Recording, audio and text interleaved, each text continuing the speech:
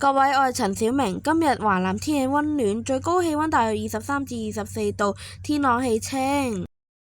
今日市區最高溫暖㗎，最高氣溫大約21至22度，最低氣溫大約16至17度，並且天氣乾燥，最低嘅相對濕度曾經下降至大約20%至30%左右。現時最高氣溫大約19度，相對濕度47%。我哋睇下未來嘅天氣啊！預計聽日天氣仍然和暖，最高氣溫大約21度，最低氣溫大約16度。展望未來幾日會有一股冬季季候風影響香港，為香港帶嚟寒冷嘅天氣。我哋先嚟睇一下世界嘅天氣啊！廣州多雲，澳門明朗，深圳多雲，廈門多雲，台北落雨。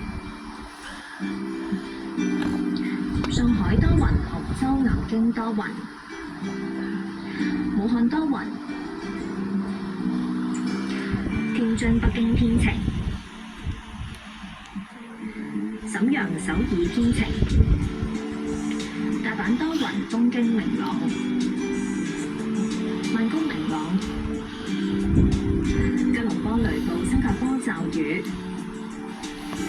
雅加達落雨，胡志明市多雲，馬尼拉落雨，墨爾本驟雨，悉尼明朗，布里斯班天晴，奧克蘭驟雨，